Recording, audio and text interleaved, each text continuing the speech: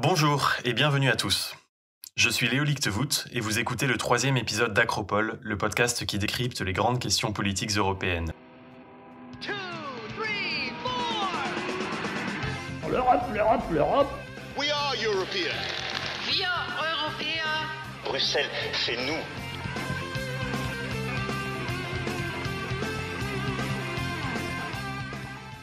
Vaccination, confinement et déconfinement, relations avec la Turquie et la Chine, chute de gouvernement, élections et campagne, l'Europe n'a, à son habitude, pas manqué de s'inviter dans l'actualité du dernier mois. Dans ce 3e épisode, nous tâcherons d'approcher, sous différents angles, certaines de ces dynamiques. Jean-Christophe Amoir, dans son habituelle chronique géopolitique, se penchera sur la nouvelle diplomatie agressive de la Chine, qui remet en cause l'accord d'investissement signé à la fin 2020. Giuseppe Michel nous emmènera ensuite, après un bref résumé des principales actualités européennes du mois dernier, en Bulgarie, où le Premier ministre Boyko Borisov, à la tête du gouvernement depuis 2009 et largement contesté depuis les manifestations de l'été 2020, voit sa place menacée après les élections législatives de début avril. Mais avant cela, après avoir évoqué dans le dernier épisode le besoin pour l'UE de se légitimer à travers des valeurs politiques communes, nous explorerons ensemble la question des dérives de l'état de droit en Europe, contre lesquelles l'Union peine à lutter.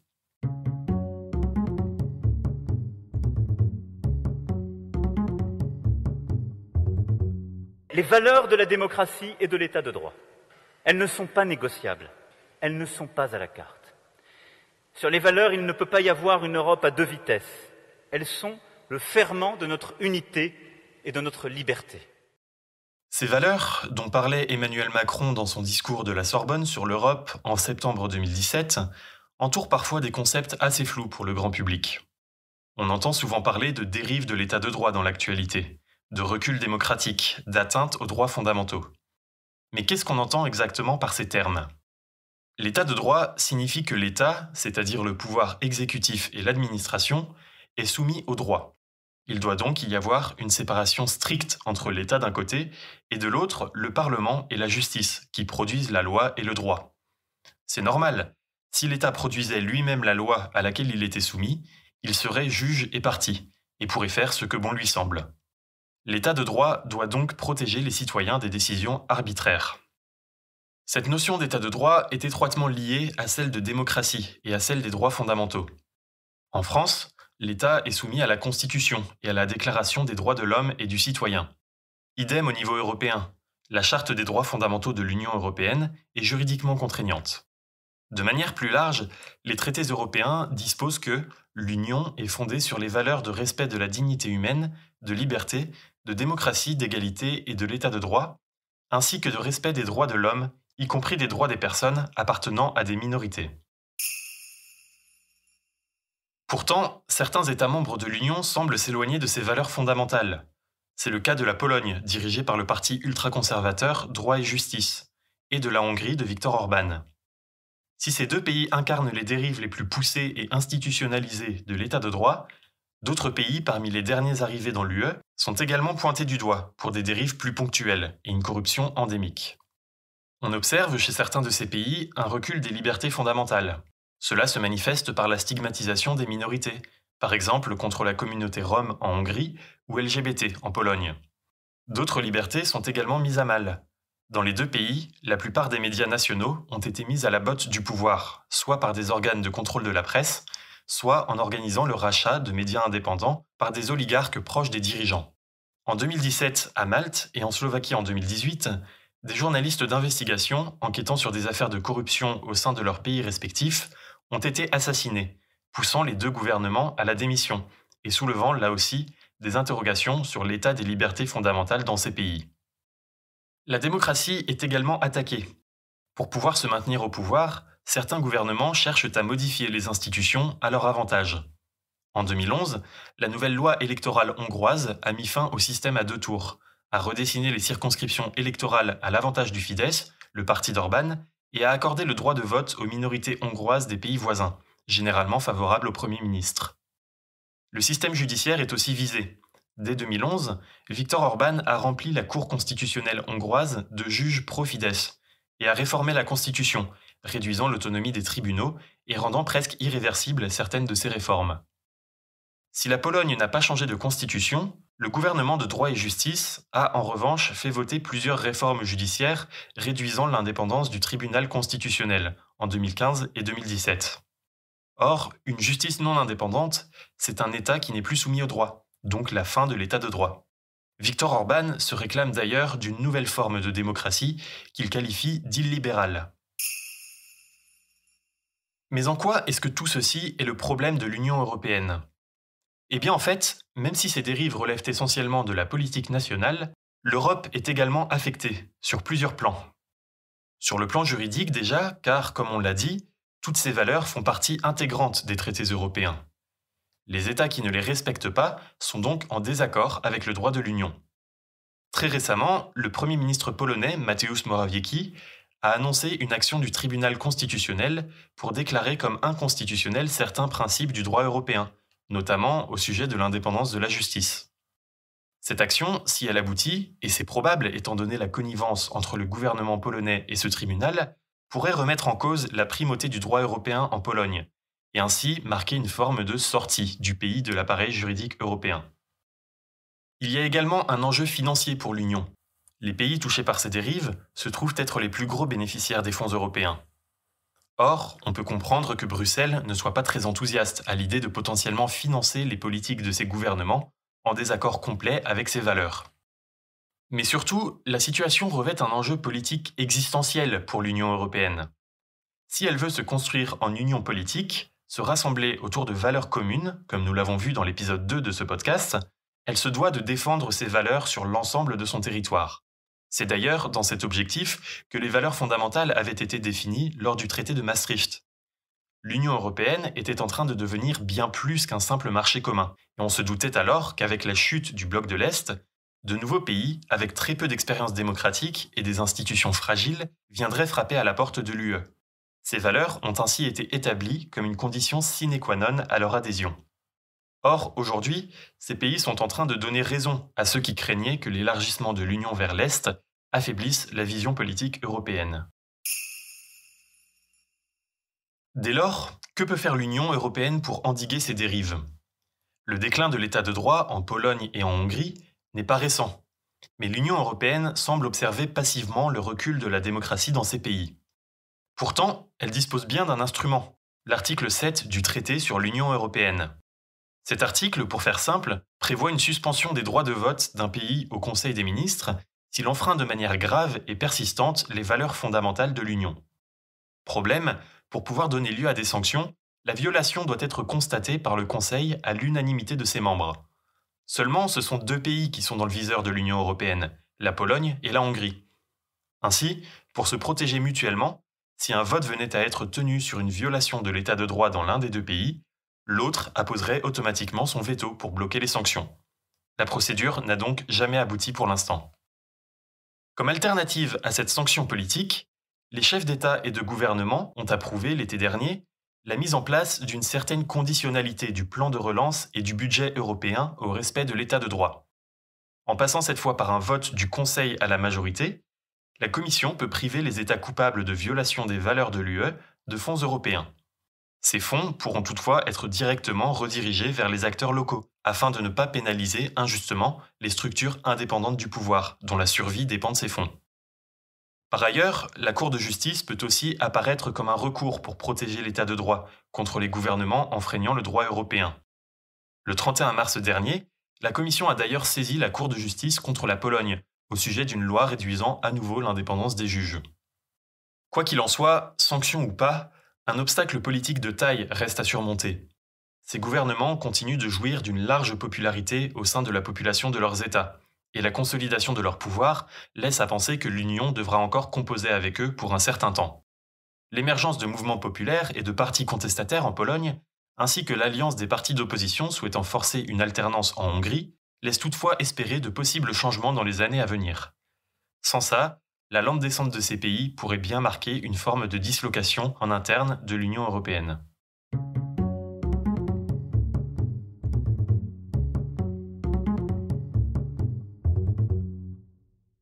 S'il est un pays qui ne s'embête pas vraiment avec toutes ses préoccupations démocratiques, c'est bien la Chine. Nous l'avions vu dans le dernier épisode, les Occidentaux s'arment de plus en plus contre les menaces politiques et stratégiques que pose la Chine en Europe. L'Union européenne, préférant toujours la diplomatie et les accords économiques à la guerre ouverte, était jusque-là restée conciliante à l'égard de Pékin. Mais sur fond d'impérialisme économique chinois et de drames humanitaires contre la communauté ouïghour, elle se voit obligée de réagir. Jean-Christophe Amoir nous livre son analyse dans sa chronique géopolitique de ce mois-ci. Jean-Christophe, il semblerait que les relations entre l'UE et la Chine se soient tendues récemment, alors même qu'un important accord doit être ratifié par les États membres dans les prochains mois. En effet, Léo. Pourtant, le 31 décembre dernier, les dirigeants chinois avaient de bonnes raisons de sortir de Champagne. Après une quasi-élimination du virus de leur territoire et la reprise en main du pays, la Chine avait obtenu la signature d'un accord de principe avec la Commission européenne pour renforcer les investissements sino-européens. Il s'agissait là d'une grande victoire pour le narratif chinois, qui a utilisé cet accord pour se placer comme le champion du multilatéralisme, du commerce et de la prospérité mutuelle, quand les États-Unis étaient empêtrés dans leur crise sanitaire et politique. Pire, les Européens n'ont à aucun moment consulté les États-Unis, laissant la nouvelle administration Biden devant le fait accompli. L'accord est également une grande victoire sur le plan économique pour l'Union européenne. En négociation depuis 2013, il prévoit une libéralisation du marché chinois, une plus juste compétition, la fin des transferts imposés de technologie et une plus grande réciprocité. Les concessions accordées par Pékin sont si grandes qu'il a fallu presque une décennie pour en arriver là. Après 4 années de guerre commerciale et une crise économique dévastatrice, Européens et Chinois étaient enclins à renforcer le commerce entre les deux géants économiques afin de compenser la perte partielle du marché américain. Cependant, l'accord a seulement été signé en principe par la Commission européenne, après consultation des États membres, et surtout avec le gouvernement allemand qui assurait la présidence de l'Union européenne. Pour que l'accord prenne effet, il est maintenant nécessaire que tous les parlements nationaux ratifient l'accord, ainsi que le Parlement européen. Si la première condition est déjà très incertaine, la ratification par le Parlement européen apparaît désormais comme tout à fait improbable. Depuis le début de la crise pandémique, la Chine a en effet fait volte-face sur des décennies de précédents diplomatiques et a décidé de muscler ses discours, souvent de manière chaotique.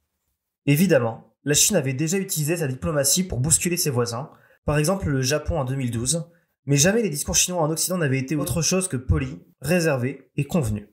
Récemment, nous pouvons notamment citer les menaces contre la République tchèque à cause d'une délégation sénatoriale à Taïwan, des sanctions lourdes contre l'Australie pour avoir soutenu une demande de transparence sur l'origine de la pandémie, ainsi que les insultes d'un ambassadeur chinois envers le Premier ministre Trudeau. La liste est donc longue. Plus récemment en France, un sénateur français a été victime des attaques diplomatiques de la Chine pour avoir envisagé un voyage à Taïwan. Depuis la signature de l'accord, un rapport international a qualifié les camps au Xinjiang, où sont enfermés des millions de Ouïghours, de violation de la Convention sur les génocides de 1948. Suite à ce rapport, des sanctions européennes très timides ont été prononcées contre 4 officiels chinois, ce qui a entraîné des sanctions de rétorsion chinoises contre des universitaires et des parlementaires européens, dont le socialiste français Raphaël Glucksmann, très audible sur ces questions. Selon David Camroux, professeur à Sciences Po spécialisé dans l'action extérieure européenne en Asie, ces sanctions n'ont pu avoir qu'un seul objectif pour Pékin: s'aborder l'accord d'investissement, afin d'éviter d'avoir à mettre en place les concessions accordées à l'Union européenne, tout en conservant les gains diplomatiques obtenus et en blâmant l'Union européenne pour l'échec des négociations. En effet, il est difficile de croire que le régime de Xi Jinping, de plus en plus autoritaire y compris dans la sphère économique, puisse accepter une libéralisation sans précédent de son économie, ce qui serait en totale contradiction avec toute la politique du dirigeant chinois depuis son accession au pouvoir, en 2012. Il est encore plus difficile de croire que la Chine puisse sanctionner des membres de tous les grands partis européens, tout en continuant à croire à la ratification du traité. Mais les dirigeants chinois seraient bien imprudents de déclarer victoire. S'ils ont pu profiter de cet accord mort-né pour renforcer leur narratif en interne, cet épisode renforcera durablement les sentiments sinophobes en Europe, où les opinions publiques sont partout de plus en plus anti-chinoises. Pour une petite victoire à court terme, le Parti communiste chinois a probablement sacrifié son dernier allié en Europe, les institutions européennes. À cause de cet échec diplomatique, il se pourrait bien qu'à la fin de cette année, ce soit à la Maison-Blanche que le champagne coule à flot cette fois-ci. Comme tous les mois, passons aux grands titres de l'actualité européenne récente.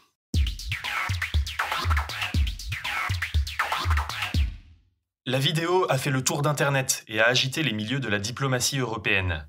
L'événement a même désormais un nom, le Sofagate. Mardi 6 avril, la présidente de la Commission européenne, Ursula von der Leyen, et le président du Conseil européen, Charles Michel, étaient tous les deux invités à Ankara, dans l'objectif d'apaiser les relations entre la Turquie et l'Europe. Si la réunion semble s'être bien déroulée, un couac de protocole a hérissé les commentateurs européens. Au moment de la photo officielle, Un seul siège avait été prévu par le président Erdogan, alors qu'il recevait 2 dirigeants européens. La présidente de la Commission s'est ainsi retrouvée reléguée à une place sur un canapé, à l'écart des 2 hommes indifférents. Sexisme pour les uns, provocation outrancière de la Turquie pour les autres, l'incident montre surtout un manque de cohésion de la diplomatie européenne. Après la visite déjà tumultueuse du haut représentant pour les affaires étrangères, Josep Borrell, en Russie, que nous abordions dans notre premier épisode au mois de février, c'est cette fois une lutte d'ego entre les 2 têtes de l'Union, les présidents du Conseil et de la Commission, qui vient entacher la diplomatie européenne. Or, si l'Union doit faire face à des régimes autoritaires, la dernière chose dont elle a besoin, c'est d'une crise d'autorité à sa tête. Pour continuer sur les régimes autoritaires, l'un des principaux éléments de soft power de la Russie ces derniers mois est son vaccin Sputnik. Celui-ci, dont l'efficacité contre le Covid-19 semble être avérée, vient à peine d'être soumis à l'Agence européenne du médicament, pour une éventuelle mise sur le marché européen. Mais alors que les pénuries et retards de livraison des autres vaccins ont mis la stratégie de vaccination européenne sous tension, certaines autorités ont décidé, unilatéralement, de ne pas attendre la décision de l'EMA pour commander le vaccin russe. La Hongrie a d'ailleurs commencé depuis janvier à vacciner avec Sputnik. D'autres dirigeants ont déjà passé des commandes de manière plus ou moins transparente. Le Premier ministre slovaque, Igor Matovič, après avoir commandé secrètement 200 000 doses du vaccin sans consulter ses partenaires de coalition, a été démis de ses fonctions le 1er avril dernier. Ailleurs, la France et l'Allemagne envisagent aussi de commander des doses du vaccin russe, une fois approuvé au niveau européen. Mais certaines régions ont déjà pris les devants. La Bavière a signé un contrat provisoire pour 2,5 millions de doses, tout comme la région italienne de Campanie.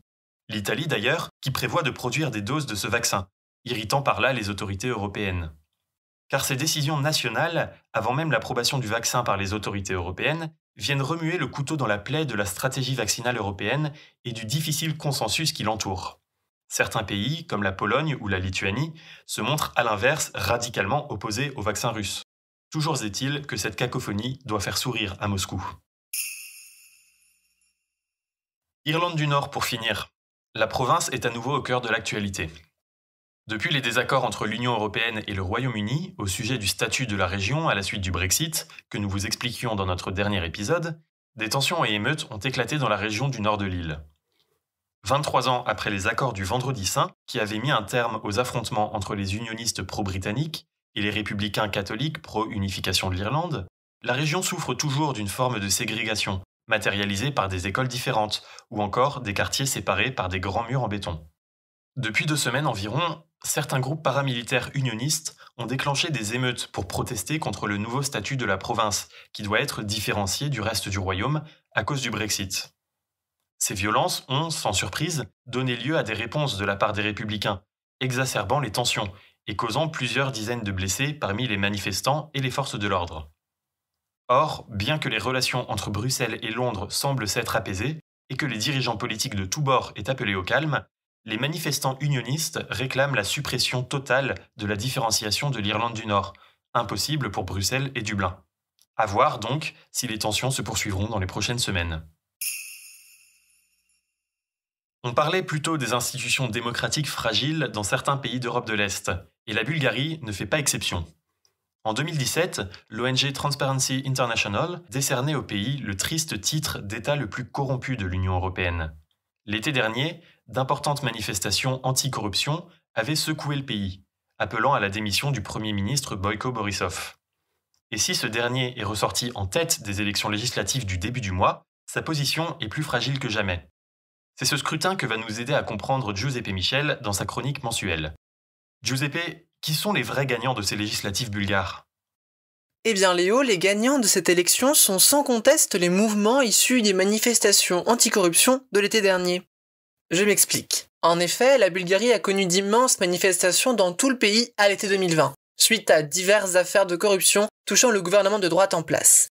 Ces manifestations sont venues fragiliser le Premier ministre Boyko Borisov au pouvoir depuis 2009.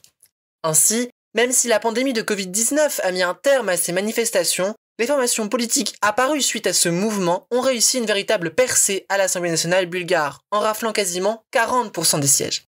Ces formations sont au nombre de 3. La première se nomme « Il y a d'un tel peuple ». Elle est portée par une star de la chanson et de la télévision bulgare, Slavi Trifonov.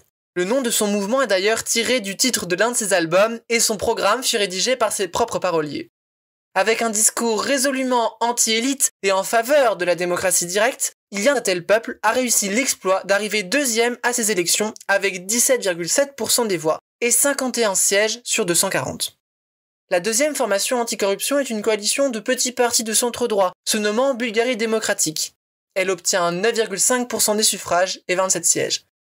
Enfin, cette vague anticorruption est également constituée de la coalition Lève-toi, dehors la mafia. Celle-ci rassemble plutôt des partis de centre-gauche, et obtient 14 sièges avec 4,7% des voix.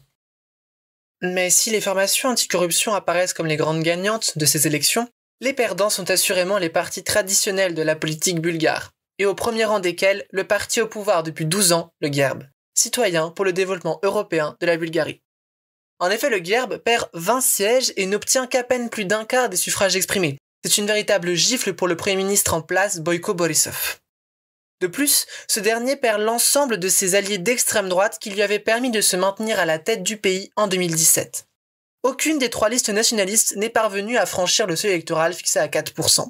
La vague nationaliste des élections de 2017 se referme donc, les partis d'extrême droite présents à l'Assemblée nationale passant au total de 14 à 6% des voix seulement.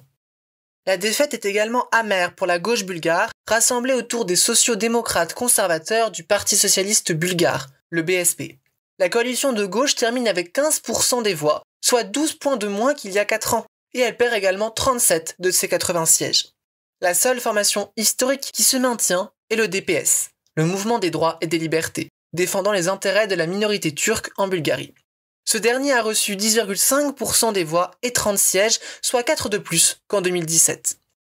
Face à ce bouleversement de la scène politique bulgare, les négociations pour la formation d'un nouveau gouvernement s'annoncent très compliquées. En effet, selon la Constitution, le président doit demander au parti arrivé en tête d'organiser les négociations pour trouver une nouvelle majorité. Or, ce parti, c'est le GERB du Premier ministre sortant Boyko Borisov. Le problème étant qu'aucun parti présent à l'Assemblée nationale ne veut former un gouvernement avec lui. Il est, pour les formations anticorruption, l'homme à abattre pour abattre tout le système. Slavit Trifonov, le leader d'Ilian Tel-Peuple, arrivé en deuxième position, a même parlé du GERB comme, je cite, un parti toxique qui doit disparaître. Les chances sont donc très faibles pour le GERB de rester au pouvoir, même si Borisov semble prêt à céder le poste de Premier ministre à son ministre des Affaires étrangères, Daniel Mitov. Si le GERB ne parvient pas à trouver une nouvelle majorité, le prochain Premier ministre de la Bulgarie semble devoir être l'ex-chanteur Slavit Trifonov. Ce dernier a déjà annoncé vouloir collaborer avec les deux autres formations anticorruption, Bulgarie démocratique et Mafia dehors. Mais ils ne disposent pas à eux trois de la majorité absolue à l'Assemblée nationale, et, de plus, sont divisés sur la question d'un potentiel partenaire de coalition. Mafia dehors a une préférence pour les socialistes du BSP, tandis que Trifonov considère comme acceptable une union avec le DPS turc. Les compromis devront être rapides, car si au bout d'un mois, les négociations échouent, le président se verra dans l'obligation constitutionnelle de convoquer de nouvelles élections pour la mi-juillet. Reste donc à savoir si la détestation commune du GERB suffira à créer une majorité stable à Sofia.